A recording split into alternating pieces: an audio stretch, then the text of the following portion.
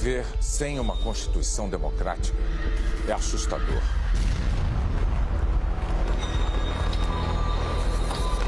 Nós vamos falar agora de um período que o Brasil viveu assim. Na ditadura.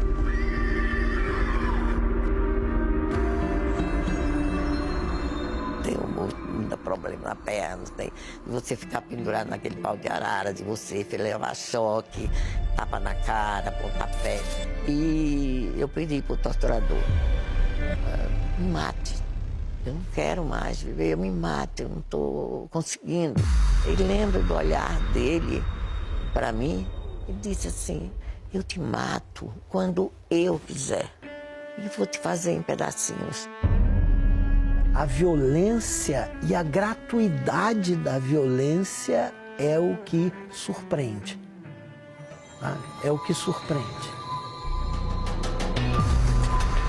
Foi um período de sombras, cheio de histórias de dor. Na ditadura, as principais leis do país, em vez de protegerem direitos, retiravam garantias básicas de todos os cidadãos. O golpe de Estado que depois do presidente João Goulart, em 31 de março de 1964, deu início a um regime de medo e repressão que duraria 21 anos até que o Brasil voltasse a ter um presidente civil.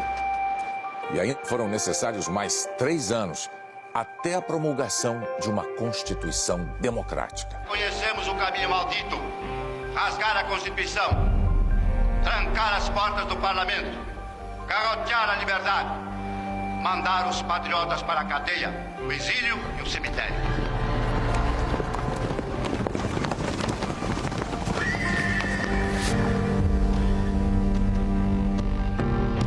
Tortura, cassação e censura são fenômenos de ditaduras. E, portanto, é um equívoco tentar um revisionismo histórico de dizer que não aconteceu o que todos vimos. Ninguém me contou, eu não estava lá. Você via corpos, cicatrizes, páginas em branco nos jornais e professores que tiveram que trabalhar no exterior.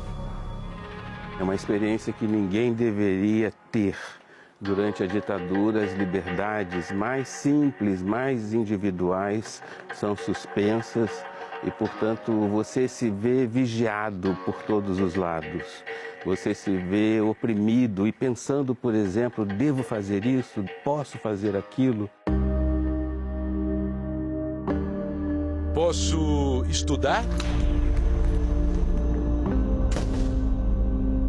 O professor Carlos Eduardo dá aula de psicologia, mas hoje vai ensinar história, porque ele viveu a história.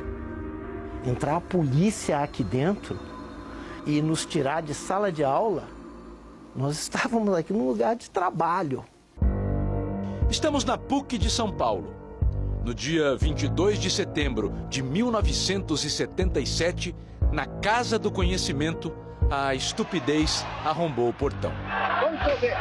Não tem cachaça nenhuma. Conversa morta. Do lado de fora, um protesto de alunos. Contra a ditadura, pediam democracia, anistia e uma Constituição. Foi mobilizado.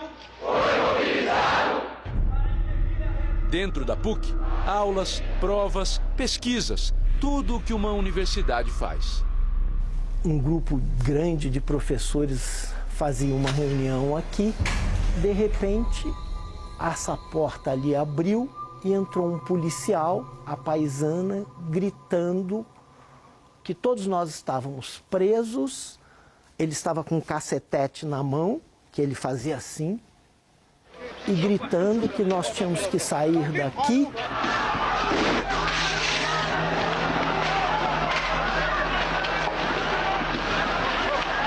O chefe da invasão foi o coronel do Exército Erasmo Dias, na época secretário de Segurança do Estado de São Paulo, uma das vozes da ditadura. Ato público está proibido, não admitimos passeata nem comício. Está todo mundo preso. E hoje vão ser enquadrados na Lei de Segurança Nacional. Quantas pessoas foram presas? Não sei quantas. Quantas tiveram aqui? Onde é que nós estamos? Ele começou a gritar ia agitar o cacetete, todo mundo em fila, todo mundo de mão dada.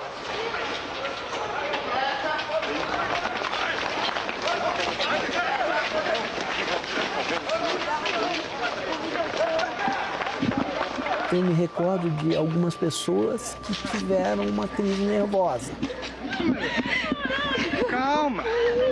Nós estamos fazendo prova de processo penal e eles invadem e batem em todo mundo. Calma! Meu amigo, por obséquio, é proibido falar aqui. É proibido falar aqui. É proibido falar. É proibido falar. Só quem fala aqui sou eu. É proibido falar. Ao ver 21 anos de ditadura, resumidos em 3 palavras e muita brutalidade, o professor volta no tempo. Você viu uma moça ali chorando e ele querendo resolver tudo com o jeito autoritário dele, gritando e o megafone, né? O megafone, né? Todos que tiveram antecedentes da PUC e não da PUC estão presos. Todos que não têm antecedentes e não são da PUC estão presos. É muito assustador. Eu vi isso agora e eu me assustei. As imagens que impressionam o professor são fruto da coragem de um rapaz de 21 anos, que manteve a câmera firme no ombro em meio ao barulho de bombas e gritos. O que vocês querem aqui? Vai morar aqui! Vai morar aqui! Moacir Mendonça ficou. E assim, o jornalismo da Globo registrou as evidências de um regime brutal. Naquela época, a censura só permitiu que a Globo publicasse um pequeno texto sobre a invasão. Mas o material está preservado em nossos arquivos para que a história possa ser contada. Eles iam para fazer o excesso, eles iam para se receber mesmo, sabe? Uma ação e um recado para aqueles que pensassem em fazer alguma coisa, enfim. O recado de que a tão sonhada Constituição teria que esperar. A PUC não esquece o que sofreu. A PUC São Paulo resistiu. São Paulo lembra.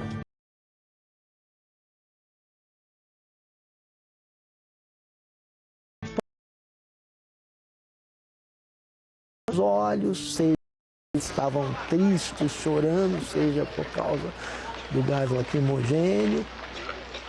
Hoje o que dói são as lembranças e os olhos continuam a lacrimejar. –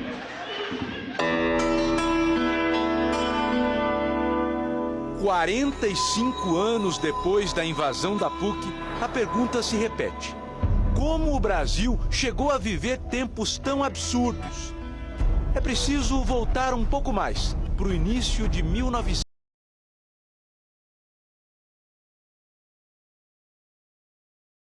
De Alencar Castelo Branco. A principal defesa do indivíduo contra os abusos dos governantes é a Constituição.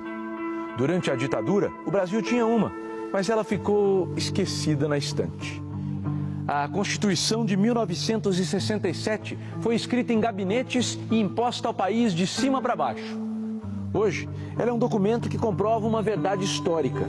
Quando não são a voz do povo, essas letras já nascem mortas. Muita gente acha estranho, porque afinal, se era uma ditadura, por que eles queriam manter uma Constituição? E isso naturalmente se deve a essa intenção de transparecer um regime democrático, que não era. Vivíamos sob um Estado autoritário, porque, paralelamente à Constituição e acima dela, foram editados os famosos atos institucionais. Aqueles atos foram editados ao arrepio da Constituição e valiam. Na verdade, valiam pela força. Mandatos políticos são cassados. Ato institucional número 2. Ficam extintos os partidos políticos. Fixada a eleição indireta. Desde quando a ditadura militar se instalou, era preciso lutar. Lutar pela liberdade. O que é discutível, em determinado momento, é se você precisa lutar de uma maneira, por exemplo, armada. Não é?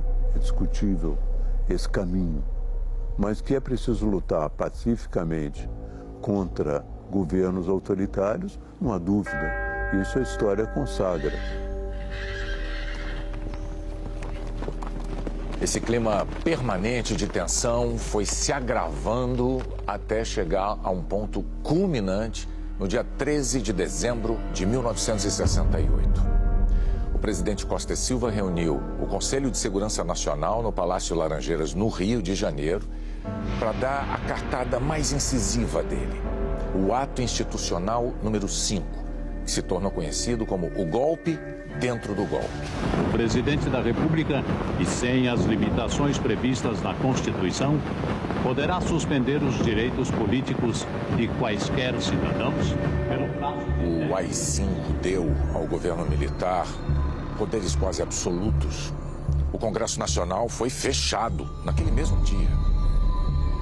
O governo militar eliminou todas as liberdades. O governo tem poder para caçar, demitir, aposentar e remover o cidadão. Em nome da segurança do Estado, estava suspensa a garantia de habeas corpus. Qualquer pessoa podia ser presa, sem necessidade de um mandado da justiça, sem direito a advogado, sem direito a nada. Quando cheguei no apartamento, eu e meu companheiro, que a gente se aproximou de botar a mão na chave, parecia que tinha um monte de polícia dentro do apartamento. Rosalina tinha 26 anos e era militante da organização VAR Palmares, que defendia a luta armada contra o regime militar. Os agentes da ditadura queriam informações e não tinham limites. Meu filho estava no berço, aí eles pegaram o André, um deles pegou e levantou o André. E o André, no início, achou que era uma brincadeira, né? E eu estava presente ali. Ele começou a rir, ele levou para a janela e disse: eu vou jogá-lo. Eu gritei, não é? E o André começou a chorar muito, né? Porque me viu gritando e ele com ele na janela.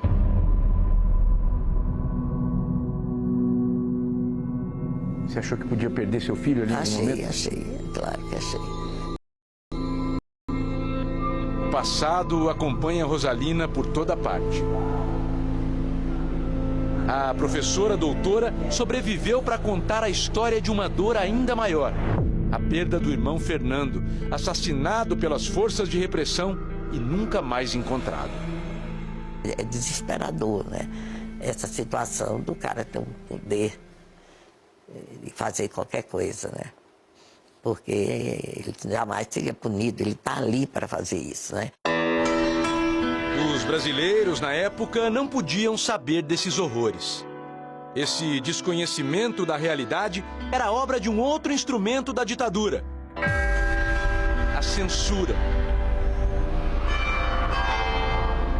Viver sob a proteção da Constituição de 88 nos faz pensar na censura como algo distante. É até difícil imaginar como é sentir medo nos mínimos gestos, andar com a sensação de estar sendo vigiado. Depois de experimentar a liberdade, chegamos a um tempo em que é possível manifestar nossa opinião sobre tudo, para muita gente ao mesmo tempo. Parar numa esquina e falar para o mundo inteiro, apertando um botão. Alguns até usam a internet para pedir a volta da censura. Esquecendo que a internet não existiria da forma como nós conhecemos se fosse censurada. Em outras partes do mundo, como na China ou na Rússia, as redes são controladas em grande escala ou nos mínimos detalhes. A liberdade de dizer o que nós queremos é fruto não só da tecnologia, mas principalmente da democracia. Eu sou professor universitário e os jovens de hoje, eles não têm noção do que nós passamos, não têm noção do passado.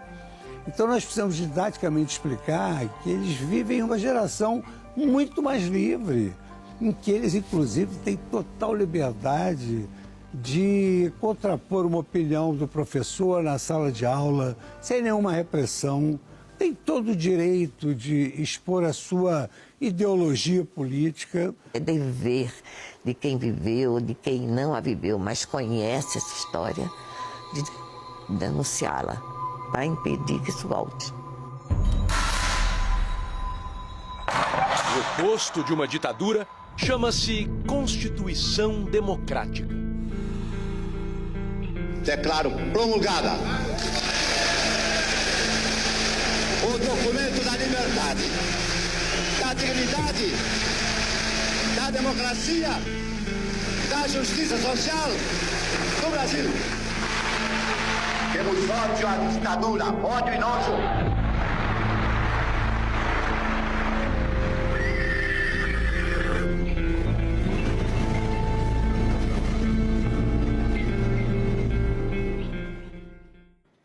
A série Brasil em Constituição volta na segunda-feira com a Assembleia Nacional de 1980.